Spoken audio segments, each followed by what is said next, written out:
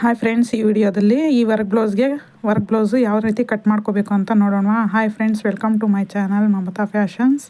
Thank you friends, thank you so much. ನೀವೆಲ್ಲ ಚೆನ್ನಾಗಿದ್ದೀರಾ ಅಂತ ಅಂದ್ಕೊಂಡಿದ್ದೀನಿ. ನಾನು ಹಾಗೆ ಚೆನ್ನಾಗಿದ್ದೀನಿ. ಈ ಬ್ಲೌಸಲ್ಲಿ ಯಾವ ರೀತಿ ತಗೋಬೇಕು ಅಂದರೆ 1/4 ತಗೋಬೇಕು. ಯಾವುದೇ ಅಳತೆ ಆಗಿದ್ದರೂ, ಯಾವುದೇ ಮೀಡಿಯಮ್ ಸೈಜ್ ಆದರೂ, ಬಿಗ್ ಸೈಜ್ ಆದರೂ, ಯಾವುದೇ ಸೈಜ್ ಆದರೂ ನಾವು 1/4 ತಗೋಬೇಕು. 1/4 ಅಂದರೆ ಈಗ 30 ಇದ್ದರೆ 30 ಆ್ಯಂಡ್ 15 ಆ್ಯಂಡ್ 7.5 ಆ ಥರ ತೊಗೋಬೇಕು. 40 ಇದ್ದರೆ 10 ಬರುತ್ತೆ 1/4. ಆ ರೀತಿ ತೊಗೋಬೇಕು. ಇದು 35 ಇಂಚಸ್ಸು. ಇದು 35 ಇಂಚಸ್ ಆಗಿರೋದ್ರಿಂದ ಈ ಬ್ಲೌಸಿಗೆ ಯಾವ ಅಳತೆ ಬ್ಲೌಸ್ ಬಂದರೆ ಆ ಅಳತೆಗೆ ನಾವು ಮಾರ್ಕ್ ಮಾಡಿಕೊಂಡು ಬಾಟಮಲ್ಲಿ ಫಸ್ಟ್ ಬಾಟಮ್ ನೋಡ್ಕೋಬೇಕು. ಬಾಟಮಲ್ಲಿ ನೋಡಿ ಒಂದು ಅಳತೆ ತೊಗೊಂಡಾದ್ಮೇಲೆ ಯಾವುದೇ ಅಳತೆ ಆಗಿದ್ದರೂ ಅದಕ್ಕೆ 1 ಇಂಚ್ ಎಕ್ಸ್ಟ್ರಾ ಸೇರಿಸ್ಕೋಬೇಕು. ಮತ್ತು 2 ಇಂಚಸ್ಸು ಸ್ಟಿಚಿಂಗಿಗೆ ಸೇರಿಸ್ಕೋಬೇಕು. ಆ 1 ಇಂಚ್ ಎಕ್ಸ್ಟ್ರಾ ಯಾಕೆ ಅಂದರೆ ಅದು ಬ್ಯಾಕ್ ಡಾಟ್ಸ್ಗೆ. ಮತ್ತು ಕೆಳಗಡೆ ಬಾಟಮಲ್ಲಿ 1 ಇಂಚ್ ಎಕ್ಸ್ಟ್ರಾ, ಮತ್ತು ಮೇಲೆ ಶೋಲ್ಡರ್ ಹತ್ರ 1 ಇಂಚ್ ಎಕ್ಸ್ಟ್ರಾ ತೊಗೋಬೇಕು ಸ್ಟಿಚಿಂಗ್ಗೆ ಅಂತ. ಶೋಲ್ಡರು ಮತ್ತು ಬಾಟಮಲ್ಲಿ ಎರಡೂ ಹತ್ರ ಸ್ಟಿಚಿಂಗ್ಗೆ ಅಂತ ನಾವು ಬಿಟ್ಟಾದಮೇಲೆ ನೋಡಿ ನೆಕ್ ಮಾರ್ಕ್ ಮಾಡ್ಕೋಬೇಕು. ನೆಕ್ ನಮಗೆ ವಿಡ್ತ್ ಎಷ್ಟು ಬೇಕು, 2.5 2 ಇಂಚಸ್ಸ 3 ಇಂಚಸ್ಸ ಅದು ನೋಡಿಕೊಂಡು ತೊಗೋಬೇಕು. ಇದರಲ್ಲಿ 2.5 ತೊಗೊಂಡಿದ್ದೀನಿ. 2.5 ತೊಗೊಂಡ್ರೆ 1.2 ಅಷ್ಟು ನಾನು ಒಳಗಡೆಗೆ ಮಾರ್ಕ್ ಮಾಡ್ಕೋಬೇಕು. ಮತ್ತು ಡೌನ್ ಬಂದು 3 ತೊಗೋಬೇಕು. ಅದು ವಿಡ್ತು ಸ್ವಲ್ಪ ಜಾಸ್ತಿ ಬೇಕು ಅಂತ 1/2 ಇಂಚ್ ಜಾಸ್ತಿ ತೊಗೊಂಡಿದ್ದೀವಿ. ನೆಕ್ ಹತ್ರ ಈ ಶೋಲ್ಡರು 5.5 ಬರುತ್ತೆ ಇದಕ್ಕೆ. ನೋಡಿ ನೆಕ್ ಹತ್ರ ಒಂದು 1/2 ಇಂಚಲ್ಲ, ಒಂದು 2 ಪಾಯಿಂಟ್ ಅಷ್ಟು ಒಳಗಡೆಗೆ ಡ್ರಾ ಮಾಡ್ಕೋಬೇಕು. ಯಾಕೆಂದರೆ ಇದು ಸ್ಟಿಚಿಂಗ್ ಹೋಗಬೇಕು. ಸ್ಟಿಚಿಂಗ್ ಹೋಗಿ ಮತ್ತೆ ಪರ್ಫೆಕ್ಟಾಗಿ 2.5 ಬರುತ್ತೆ.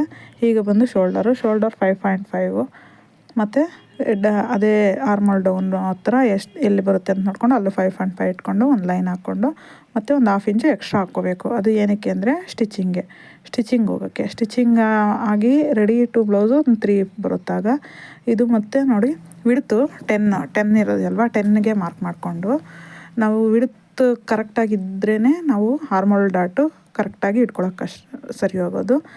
ಈ ನೋಡಿ ವಿಡ್ತ್ ಈಗ 10 ಇದೆಯಲ್ಲ, 10ಗೆ 1.5 ಸೇರಿಸ್ಕೊಂಡ್ರೆ 11.5 ಬರುತ್ತೆ. 11.5ಅಲ್ಲಿ ಹಾಫು ಕರೆಕ್ಟಾಗಿ ಸೆಂಟರ್ ಬಂದು ಎಲ್ಲಿಗೆ ಬಂದರೆ ಅಲ್ಲಿಗೆ ನಮಗೆ ಆರ್ಮಲ್ ಡೌನು ಕರೆಕ್ಟಾಗಿ ಬರುತ್ತೆ. ಅದು ಕರೆಕ್ಟಾಗಿ ಬಂದಿಲ್ಲ ಅಂದರೆ ಇನ್ನೊಂದು ಸಲ ನೋಡ್ಕೋಬೇಕು. ನೋಡಿ 1.5ಗೆ ಮತ್ತು 1 ಇಂಚ್ಗೆ ಒಂದು ಮಾರ್ಕ್ ಮಾಡಿಕೊಂಡು ವಿಡ್ತು ಆಯಿತು, ಆರ್ಮಲ್ ಡೌನ್ ಆಯಿತು. ಇದು ಆರ್ಮಲ್ ಶೇಪು. ಈ ಶೇಪಲ್ಲಿ ಒಂದ್ಸಲ ನೋಡ್ಕೋಬೇಕು. ಟೇಪು ಕ್ಲೀನಾಗಿಟ್ಟು ಇದು 9 ಬರಬೇಕು. ಆರ್ಮ್ ರೌಂಡು 9 ಬರಬೇಕು. ಆ 9 ಬರಬೇಕಂದ್ರೆ ಒಂದು ಸಲ ಟೇಪ್ ಇಟ್ಟು ಕ್ಲೀನಾಗಿ ಅಳತೆ ಮಾಡ್ಕೋಬೇಕು. ಅದು ಯಾವ ರೀತಿ ಮಾಡ್ಕೋಬೇಕು ಅಂತ ಈಗ ತೋರಿಸ್ತೀನಿ.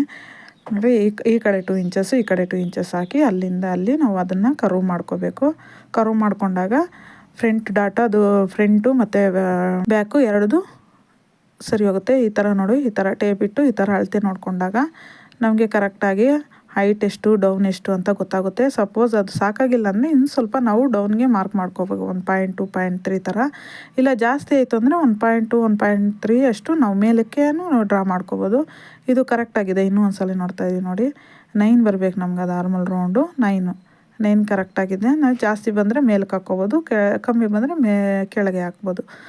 ಈ ಥರ ನಾವು ಮಾಡಿಕೊಂಡು ಈ ಬ್ಲೌಸಿಗೆ ವಿಡ್ತು ಮತ್ತು ಹೈಟು, ನೆಕ್ಕು, ಆರ್ಮಲ್ ಡೌನು, ಆರ್ಮಲ್ ರೌಂಡು ಎಲ್ಲ ಆಯಿತು. ಈಗ ಈ ಬ್ಲೌಸಿಗೆ ಕಟಿಂಗ್ ಮಾಡೋಣ.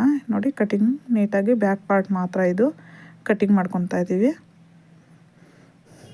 ನಾವೇನು ಮಾರ್ಕ್ ಮಾಡಿರ್ತೀವೋ ಅದ್ರ ಮೇಲೆ ನೀಟಾಗಿ ಕಟಿಂಗ್ ಮಾಡಿಕೊಂಡು ಒಂದು ನಾಚ್ ಇಟ್ಕೋಬೇಕಲ್ಲಿ.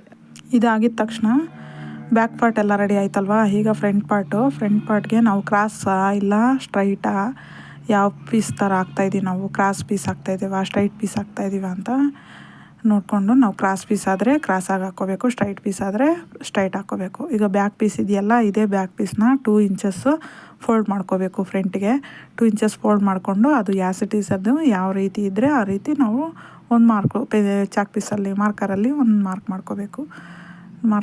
ಮಾಡ್ಕೊಂಡಿದ್ದಾದಮೇಲೆ ಅದು ಕರೆಕ್ಟಾಗಿ ಬ್ಯಾಕು ಫ್ರಂಟು ಒಂದು ಸಲ ನೋಡಿ. ಅದು ಫ್ರಂಟು ನಾವು ಕ್ರಾಸ್ ಬೆಲ್ಟ್ ಒಂದೇ ಸಲ ತೆಗಿಯೋದಾದರೆ ನಾವು 1 ಇಂಚ್ ಎಕ್ಸ್ಟ್ರಾ ತೊಗೋಬೇಕು ಫ್ರಂಟ್ ಪೀಸು. ಅದೇ ಬ್ಯಾಕ್ ಪೀಸು ನಾವು ತೊಗೊಂಡಾದ್ಮೇಲೆ ಫ್ರಂಟೇ ಸಪ್ರೇಟ್ ತೊಗೋತಾ ಇದ್ದೀವಿ ಅಂದಾಗ ಫ್ರಂಟ್ ಕ್ರಾಸ್ ಬೆಲ್ಟು ಸೇರಿ ಆದರೆ 1 ಇಂಚ್ ಎಕ್ಸ್ಟ್ರಾ ತೊಗೋಬೇಕು. ಕ್ರಾಸ್ ಬೆಲ್ಟ್ ಇಲ್ಲ ಅಂದರೆ 2 ಇಂಚ್ ಕಮ್ಮಿ ತೊಗೋಬೇಕು ನಾವು. 2 ಇಂಚ್ ಕಮ್ಮಿ ತೊಗೊಂಡಾಗ ಮತ್ತೆ ನಾವು ಕ್ರಾಸ್ ಬೆಲ್ಟ್ ಸೇರಿಸಿದಾಗ ಅದು ಪರ್ಫೆಕ್ಟಾಗಿ ಬರುತ್ತೆ. ನೋಡಿ ವಿಡ್ತು ನಾವು ಬ್ಯಾಕ್ ಪಾರ್ಟಲ್ಲಿ ಏನು ನೋಡಿರ್ತೀವೋ ಅದೇ ಮತ್ತೆ ಏನು ಅಳತೆ ಇಡೋಂಗಿಲ್ಲ, ಸುಮ್ಮನೆ ಒಂದು ಪಾಯಿಂಟ್ ಹಾಕ್ತಾ ಇದ್ದೀವಿ ನೋಡಿ. ಇದು ಫ್ರಂಟಲ್ಲಿ ಯಾವುದೇ ಹಾರ್ಮೋನ್ಸ್ ಹತ್ರ ರಿಂಕಲ್ಸ್ ಬರೆದಿದ್ದಂಗೆ, ಶೋಲ್ಡರ್ ಜಾರದಿದ್ದಂಗೆ ಇದು ಮೈನ್ ಪಾಯಿಂಟ್. ಇದು ಒಂಚೂರು ಒಂದೆರಡು ಪಾಯಿಂಟ್ ಅಷ್ಟು ಒಳಗಡೆಗೆ ಹಾಕ್ಕೊಂಡು ಪಾಯಿಂಟು, ಆ ಪಾಯಿಂಟಿಂದ 1 ಇಂಚಿಗೆ ತೊಗೊಂಡ್ರೆ ಇದು ಸ್ವಲ್ಪ ನೋಡಿ ಸ್ವಲ್ಪ ವಿಡ್ತು ಜಾಸ್ತಿ ಬರುತ್ತೆ. ಆಗ ನಮಗೆ ಸ್ಟಿಚಿಂಗ್ ಆದಮೇಲೆ ಹಾರ್ಮೋಲ್ ಹತ್ರ ಯಾವುದೇ ರಿಂಕಲ್ಸು ಬರೋದಿಲ್ಲ. ಅದಕ್ಕಾಗಿ ಇದು ಒಂದು ಪಾಯಿಂಟು ಸ್ವಲ್ಪ ಚೆನ್ನಾಗಿ ನೋಡ್ಕೊಳ್ರಿ. ಒಂದು 2 ಇಂಚಸ್ಸು ಒಳಗಡೆ ನಾವು ಎಷ್ಟು ಬಿಗ್ ಸೈಜ್ ಆದರೆ ಅದಕ್ಕೆ ತಕ್ಕಂಗೆ ನಾವು ಒಂಚೂರು ಮಾರ್ಕ್ ಮಾಡ್ಕೋಬೇಕಾಗ್ತದೆ. ಈಗ ಫ್ರಂಟು ನೆಕ್ 2.5ಗೆ ಒಂದು ಮಾರ್ಕ್ ಮಾಡಿಕೊಂಡು, ಮತ್ತು ಲೆಂತ್ಗೆ ನಾವು ಎಷ್ಟು ಬೇಕು ಅಂತ ಅಷ್ಟಕ್ಕೆ ಒಂದು ಮಾರ್ಕ್ ಮಾಡ್ಕೋಬೇಕು. ಇದು ಕಟಿಂಗ್ ಏನು ಮಾಡಲ್ಲ, ಯಾಕೆಂದರೆ ವರ್ಕ್ ಬ್ಲೌಸ್ ಆಗಿರೋದ್ರಿಂದ ನಾವು ಸ್ಟಿಚ್ ಮಾಡುವಾಗ ಫಿಟ್ಟಿಂಗ್ ಮಾಡಿಕೊಂಡು ಅದಕ್ಕೆ ಮತ್ತೆ ಕಟ್ ಮಾಡ್ತೀವಿ. ನೆಕ್ಸ್ಟ್ ಈಗ ನಾವು ಇದು ಬಂದು ಅಪೆಕ್ಸ್ ಪಾಯಿಂಟ್ ಅಂದರೆ ಏನು, ಅಪ್ಪರ್ ಚೆಸ್ಸು, ಲೋಯರ್ ಚೆಸ್ಸು ಮತ್ತು ಮಿಡಿಲ್ ಚೆಸ್ ಬರುತ್ತಲ್ವ, ಇದು ಮಿಡಿಲ್ ಚೆಸ್ ಪಾಯಿಂಟು. ಆ ಪಾಯಿಂಟ್ ಅನುಕೂಲವಾಗಿ ನಾವು ಈಗ ಮಾರ್ಕ್ ಮಾಡ್ಕೊಳ್ಳೋದು. ಇದು ನೋಡಿ ಅಪ್ಪರ್ ಚೆಸ್ ಆದಮೇಲೆ middle chess, lower chess. Middle chess ನಾವು ನೋಡ್ಕೊತೀವಿ, ಅಪ್ಪರ್ ಚೆಸ್ಸು ನೋಡ್ಕೊಂಡಿರ್ತೀವಿ. ಇದು ಮಿಡಿಲ್ ಚೆಸ್ಸು. ಇದು ಒಂದು ಫ್ರಂಟ್ ಲೆಂತ್ ಎಷ್ಟು ಬೇಕು ಅಂತ 13.5 14.5 ಆ ಥರ ಆ ಲೆಂತಿಗೆ ಸೆಟ್ ಆಗೋ ಥರ ಇದು ಈ ಬ್ಲೌಸಿಗೆ 30.5 ಬರಬೇಕು. 30.5 ಮತ್ತು ಸ್ಟಿಚಿಂಗ್ಗೆ ಒಂದು 1/2 ಇಂಚು, ಅದು ಎಲ್ಲ ಸೇರ್ಕೊಂಡು 14 ಇಂಚಸ್ಸು ನೋಡಿ. ಈ ಥರ ಬ್ಯಾಕ್ ಪೀಸ್ ಹಾಕ್ಕೊಂಡು 2 ಇಂಚಸ್ಸು ಫೋಲ್ಡ್ ಮಾಡ್ಕೊಂಡು ಹಾಕ್ಕೊಂಡಿರ್ತೀವಲ್ವ, ಆ ಫೋಲ್ಡ್ ಬಿಟ್ಟು ಮಾರ್ಕ್ ಮಾಡಿಕೊಂಡು ಅದೇ ಮಾರ್ಕ್ ತಕ್ಕಂಗೆ ನೋಡಿ ಒಂದು ಲೈನ್ ಮಾಡ್ಕೋಬೇಕು. ಆ ಲೈನ್ಗೆ ಈಗ ನಾವು ಮೈನ್ ಡಾಟ್ ಇದು ಫ್ರಂಟ್ ಡಾಟು 3.5ಗೆ 2.5ಗೆ ಮೇಲೆ ಹಾಫ್ ಇಂಚ್ ಇಲ್ಲ 1 ಇಂಚ್ ಬೇಕು, ಯಾಕೆಂದರೆ ಇದು ಬಿಗ್ ಸೈಜ್ ಆಗೋದ್ರಿಂದ ಆ ಕಡೆ 1 ಇಂಚು ಈ ಕಡೆ 1 ಇಂಚು ನಾವು ಮಾಡ್ಕೋಬೇಕು. 1/2 ಇಂಚಿಂದ 1 ಇಂಚು 1.5 ಇಂಚ್ವರೆಗೂ ತಗೋಬೇಕು, ಅಂದರೆ ಎಷ್ಟು ಬಿಗ್ ಸೈಜ್ ಆಗುತ್ತೋ ಅದ್ರವರೆಗೆ. ಇದು ನೋಡಿ, ಇದು ಕ್ರಾಸ್ ಬೆಲ್ಟ್ ಪಾಯಿಂಟು. ಇದು 1.5ಗೆ ಹಾಕ್ಕೊಂಡು ಅಲ್ಲಿಂದ ನಾವು ಹಾರ್ಮೋಲ್ ಪಾಯಿಂಟ್ಗೆ ಅಂದರೆ ಮೈನ್ ಡಾಟ್ವರೆಗೂ ಕ್ರಾಸ್ ತಗೊಂಡು ಈ ಕ್ರಾಸ್ ನೀಟಾಗಿ ಹಾಕ್ಕೊಂಡು ಇದು ಶೇಪ್ ಕರೆಕ್ಟಾಗಿದೆಯಾ ಇಲ್ವಾ ಅಂತ ನೋಡಿಕೊಂಡು, ಇದು ಫ್ರಂಟ್ ಡಾಟು, ಮೈನ್ ಡಾಟು, ಇದು ಬಂದು ಹಾರ್ಮೋಲ್ ಡಾಟು ನೋಡಿರಿ. ಹಾರ್ಮೋಲ್ ಡಾಟು ಸ್ಟಿಚಿಂಗ್ ಎಷ್ಟು ಬೇಕೋ ಅಷ್ಟು ಅಂಚು, ಮತ್ತು ಇದು ಎಕ್ಸ್ಟ್ರಾ ಡಾಟ್. ಇದು ಅಂದರೆ 4 ಡಾಟ್ಸ್ ಬ್ಲೌಸ್ ಅಂತೀವಲ್ಲ, ಇದು 4ನೇ ಡಾಟು ಅಗತ್ಯ ಏನಿಲ್ಲ, ನಾವು ಬೇಕು ಅಂದರೆ ಹಾಕ್ಕೋಬೋದು, ಇಲ್ಲಾಂದರೆ ಬಿಡ್ಬೋದು. ಇದು ನೋಡಿ ಹೈಟ್ ಎಷ್ಟು ಬೇಕೋ ಅಷ್ಟು ಅಂತ ನಾವು ನೋಡ್ಕೋಬೇಕು. ಯಾವ ಬ್ಲೌಸಿಗೆ ಎಷ್ಟು ಹೈಟ್ ಬೇಕು ಅಂತ ಅಷ್ಟು ತಗೊಂಡು ನಾವು ಅದು ಮಾರ್ಕ್ ಮಾಡ್ಕೋಬೇಕು. ಈಗ ನೋಡಿ ಕಟ್ಟಿಂಗು ಬ್ಯಾಕ್ ಪಾರ್ಟ್ ಏನಿದೆಯೋ ಅದ್ರ ತಕ್ಕಂಗೆ ಮಾರ್ಕ್ ಮಾಡ್ಕೊಂಡಿರ್ತೀವಲ್ಲ, ಅದೀಗ ಕಟ್ ಮಾಡಿಕೊಂಡು ಇದು ನೋಡಿ ಫ್ರಂಟ್ ಶೇಪು ಕರೆಕ್ಟಾಗಿ ತಗೋಬೇಕು. ಇದು ಕಟ್ ಮಾಡೋದ್ರಿಂದ ಫ್ರಂಟಲ್ಲಿ ಯಾವುದೇ ರಿಂಕಲ್ಸ್ ಆಗಲಿ ಬಫ್ ಆಗಲಿ ಏನೂ ಬರೋಲ್ಲ, ನೀಟಾಗಿ ಬರುತ್ತೆ, ಫಿಟ್ಟಿಂಗ್ ನೀಟಾಗಿ ಕೂತ್ಕೊಳ್ಳುತ್ತೆ ಅಂತ ಅದು ಸ್ವಲ್ಪ ಎಕ್ಸ್ಟ್ರಾ ತೆಗಿಯೋದು. ಇದು ನೋಡಿ ಸೆಂಟರ್ಗೆ ಮತ್ತು ಇದು ಸಪ್ರೇಟ್ ಮಾಡ್ಕೋಬೇಕು. 2 ಸಪ್ರೇಟ್ ಕಟ್ ಮಾಡಿಕೊಂಡು ಅಲ್ಲೊಂದು ನಾಚಿಟ್ಕೋಬೇಕಷ್ಟೇ, ಅದೇನು ಕಟ್ ಮಾಡ್ತಾಯಿಲ್ಲ, ಅದನ್ನ ನಾಚಿಟ್ಕೋಬೇಕು. ಈಗ ಸ್ಲೀವ್ಗೆ ಹಾಫ್ ಸ್ಲೀವ್ ಬೇಕಾ ಫುಲ್ ಸ್ಲೀವ್ ಬೇಕಾ ಅಂತ ನೋಡ್ಕೋಬೇಕು. ಇವರು ಹಾಫ್ ಸ್ಲೀವ್ ಆದರೂ ಪರವಾಗಿಲ್ಲ, ಫುಲ್ ಸ್ಲೀವ್ ಆಗಲಿ ಪರವಾಗಿಲ್ಲ ಅಂತ ಹೇಳಿದ್ದಾರೆ. ಇದು ಡಾಟ್ಸ್ ಎಲ್ಲ ಬಂದಿರೋದ್ರಿಂದ ಫುಲ್ ಸ್ಲೀವೇ ಇಡ್ತಾಯಿದ್ದೀನಿ, ಹಾಫ್ ಸ್ಲೀವ್ ಇಲ್ಲ. ಫುಲ್ ಸ್ಲೀವ್ಗೆ ನಾವು ಲೆಂತ್ ಎಷ್ಟು ಒಂದು 10ಗೆ 1 ಇಂಚ್ ಎಕ್ಸ್ಟ್ರಾ 11ಗೆ ಮತ್ತು ಆರ್ಮಲ್ ಡೌನ್ ಬಂದು 3.5 ವಿಡ್ತೆಲ್ಲ ತಗೊಂಡು ಕರೆಕ್ಟಾಗಿ ಸ್ಲೀವ್ ಮಾರ್ಕ್ ಮಾಡಿಕೊಂಡು ಸ್ಲೀವ್ದೆಲ್ಲ ಆದಮೇಲೆ ಕರೆಕ್ಟಾಗಿ ಕಟ್ ಮಾಡ್ಕೋಬೇಕು. ನೋಡಿ ಮಾರ್ಕ್ ಮಾಡ್ತಾಯಿದ್ದೀನಿ, ಇದೇ ಮಾರ್ಕಲ್ಲಿ ನಾವು ಕಟ್ ಮಾಡ್ಕೋಬೇಕು.